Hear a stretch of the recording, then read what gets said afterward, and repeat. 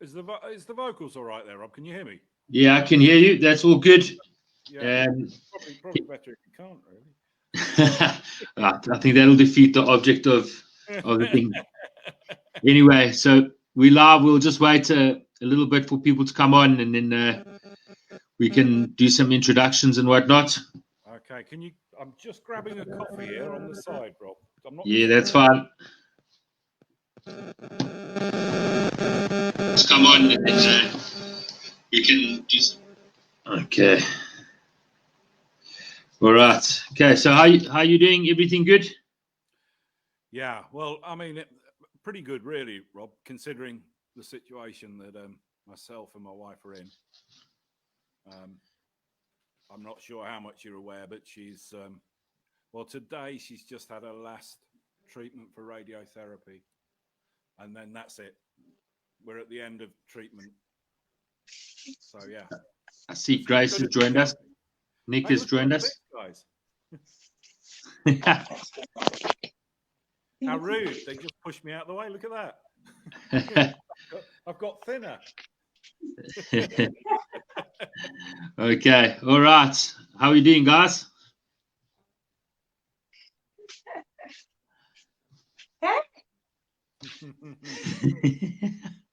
We'll take them off for 2 seconds while they get ready there. All right. So when Nick and Grace are ready, we'll let them jump on, and then we can take it from there. That's great. How are you, Rob? I'm good, thank you. I'm good. Just cracking on. You know how things are going. Yeah. We just need to, I suppose, do what we have to get through these interesting times. Yeah. Okay. And we're in.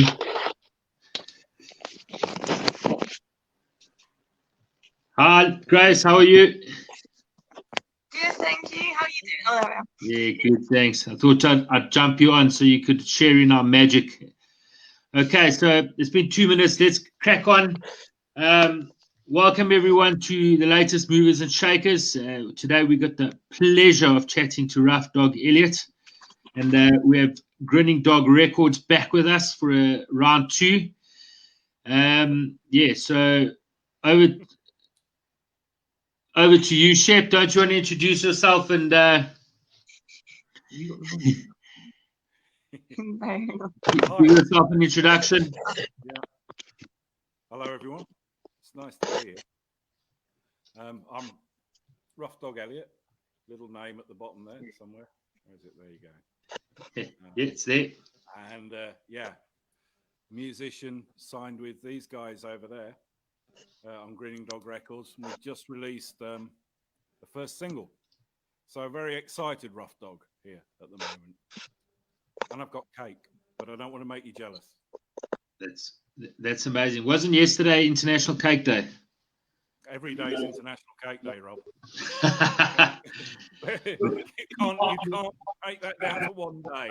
Come on. We thought we'd give it to Nick the special day on his birthday yesterday. So from all of us, happy birthday, Uncle Nick, for yesterday.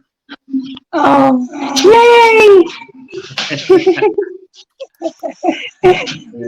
Yes, it's a happy birthday. Oh, thank you. Yes.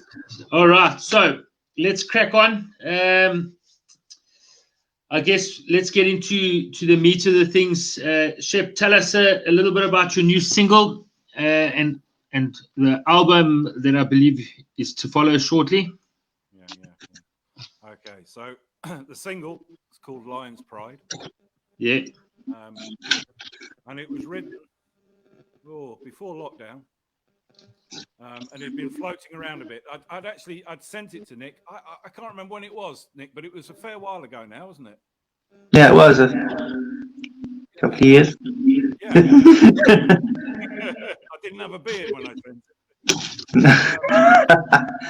it. But yeah, through talking to, I'd really wanted to do something with it, but it was just floating around there. I sent it to Nick, and it was on hold.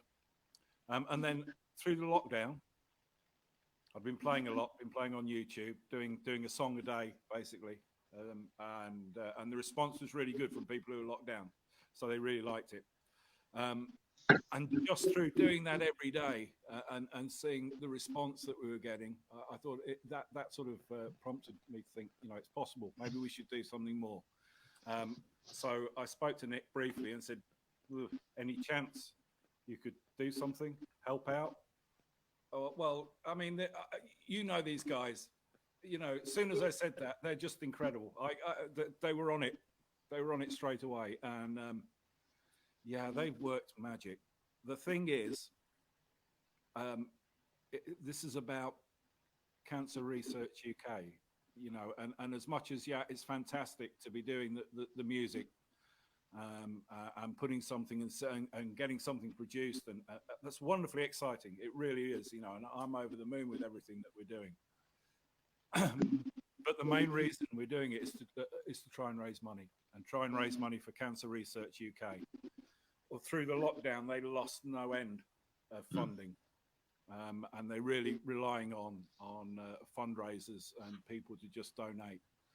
So, with my wife being terminally ill with lung cancer, I wanted to do something, and the two things met. So, the idea of producing this record, and then thinking, but if we can do something more with it, so it means more than just putting the music out there, which, as I say, is great in itself, but that would kind of create a legacy for my wife. It'd be something that would last rather than I just donate a few quid. Yeah. And then sort of that's the end of it. This can be ongoing. The music's going to be out there. People can keep downloading it, buying it. And every time they do, that's money for this charity. And I felt, and I know Nick and Grace did, that if we did this, it does create a legacy for Kim and something that's ongoing. And so it happened. I came over. Nick did incredible magic. He is a wizard. You do realize that. He's got a wand and everything. And he pointed it at the music I've got, and it sounded good. I think we're getting some feedback from somewhere. Yeah, that's. I said this, didn't I? Put the wand down. So the thing was created. And it went live. I'm losing track of days. It's been a blur, but it was just a few days ago. It was Tuesday. I had the pleasure of listening to it live. It was fantastic. Yeah. It was really, it's an awesome song. What was the inspiration? I think we've got to cross over sound somewhere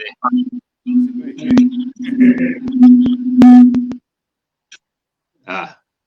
There we go. Okay. So obviously you've explained to us I suppose the inspiration and the drive behind the fundraising and that, but where did the song come from? Well, okay. I think at the time there was a lot of talk about Brexit.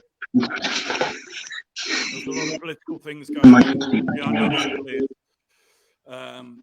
And I wrote it really as a feeling about, as a response to what was happening politically in this country, and the divide that I felt was happening to our society, our communities and our families, as I saw things breaking up and people dividing and not standing by each other. And so, I mean, the Lion's Pride is a reference maybe to the Lions, the England Lions, and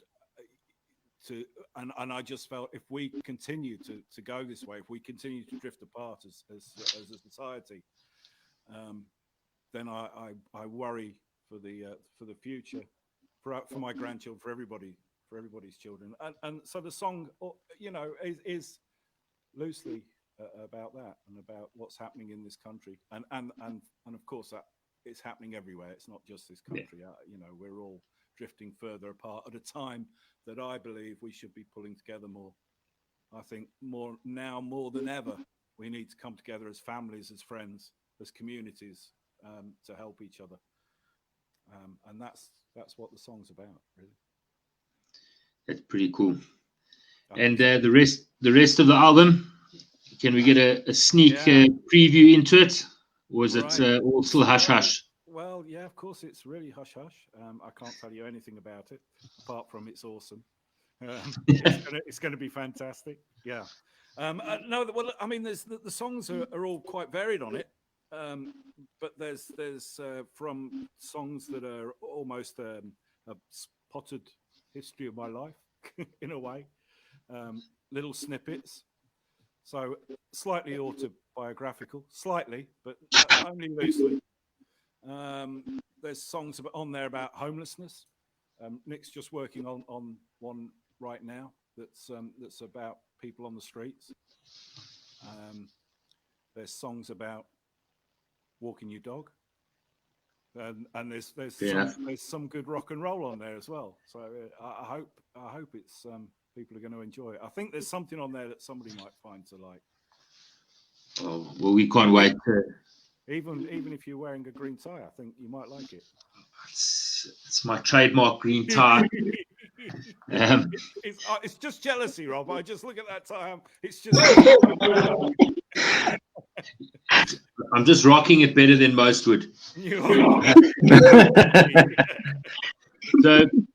So tell us, when can we expect to see or hear the rest of the album after the teaser we had on Tuesday evening with Lion's Pride, which was fantastic? When's the rest going to be? Well, yeah. Nick, really? Well, under the bus. I'm just drinking coffee, Nick. yeah. Well, work's continuing. We're cracking on with it. So as soon as we finish the songs, which we're hoping to do within the next, definitely within the next couple of weeks, then we can go in production and get the albums ordered. Nice. So, and then we'll probably put little teaser clips up, maybe. Do a little advert for it, a little video advert. Get the buzz going, and yeah, we're hoping to have it out. Do you reckon just after Christmas? I reckon. Yeah, turn around just stuff, after Christmas. Yeah. So like a little New Year's. Yeah, because we're on good old vinyl again. So vinyl takes a while to for the factories at the moment. They're pumped with orders because lockdown has actually made vinyl sales go right up. So the factories are working flat out to contend with it. Okay, well, we will wait patiently until after Christmas then. But we know you haven't got a vinyl player, Rob, and you haven't even got a CD player, have you? So we're gonna have to we will cater for you as well with the streaming stuff. I had to drive my little car to listen to your CD. It's so old. It's got a CD player in it. Excellent. Do you want to come around and play live outside your window, Rob? That would be fantastic. I'll keep it in mind for some live requests. We can do spread some Christmas cheer and sing Christmas carols. Yes. Okay, so that will come out just after Christmas, between Christmas, New Year-ish, somewhere around there. How will people get hold of this vinyl? Yeah, it'll be for sale. Our Grinning Dog Records website is due to go live, so all the details will be on there of where you can download it, buy the vinyl or CD, whatever medium you prefer. Okay. Yeah, and we keep everyone updated. Awesome. Okay. And then, more importantly, the Lion's Pride single, because I mean, this is probably the driving force for the fundraising effort for cancer awareness. Where is it available? I saw it was available on Spotify. Anywhere else? Sure. Yeah. I mean, it's on most of the major platforms, really, Rob, like iTunes and Spotify and. Oh, did I see TikTok? I don't even know what that is, but it's on there. Yeah. A computer? All right, that's I think Amazon Music, YouTube Music, all these places. So. Okay, cool. So maybe we can chuck a link to some of them into the comment section after we've done the live, so people can maybe just log in and download it or whatever the case may be. And I suppose a big question is, What advice would you give to someone who's sitting on the fence as a musician?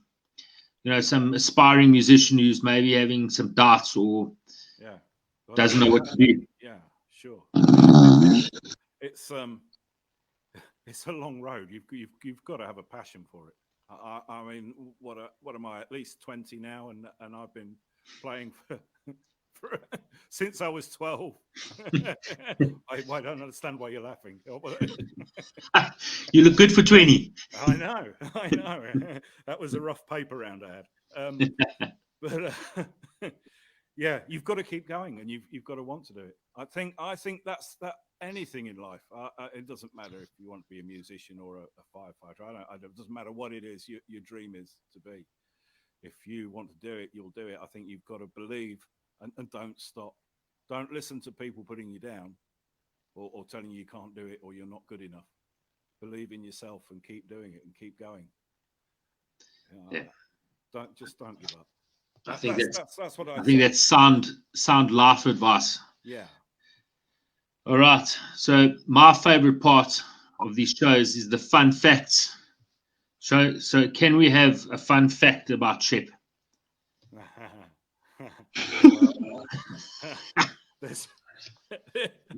No pressure. Once, very oddly, and I have no idea why, I was mistaken for. I can't even know the guy's name, but what was the guy's name, Nick? Ray Sawyer.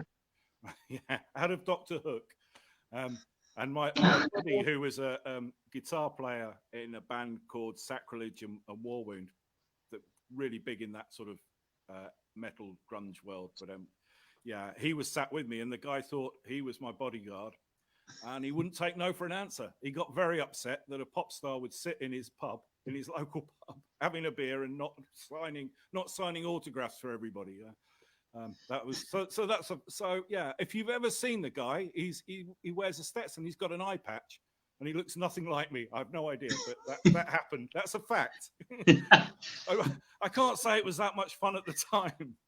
But did you sign any autographs? Yeah, no. I didn't. I'd forgotten my pen. Yeah, I always carry one now though, but I've never been asked again. Yeah, maybe you go back to that pub again. Yeah, no, you're right. All right, that's pretty cool. And then Grinning Dogs, anything else bubbling under? Anything new? No, we've been flat out working on Shep stuff at the moment. Ruffdog Elliot stuff. Yeah.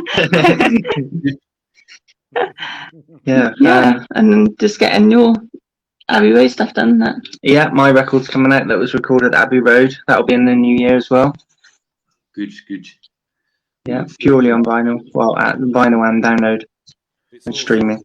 Yeah, can I get it on my phone? Because I don't have a vinyl or a CD player. You will be able to, yeah. Really cool.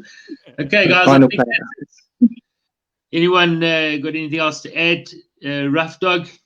Yeah, well, first of all, thank you, Rob. Thank you for having us on. That's absolutely wonderful. Really, really good of you. And for the opportunity to promote the single and to ask everyone, if you can, to support it to help raise money for Cancer Research UK. It's much needed. But thank you very much. Absolutely. Where's my peace? Peace. Mic drop, I'm out. All right.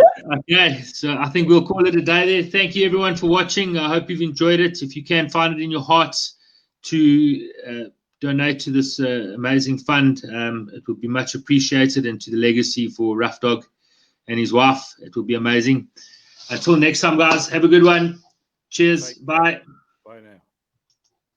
Bye.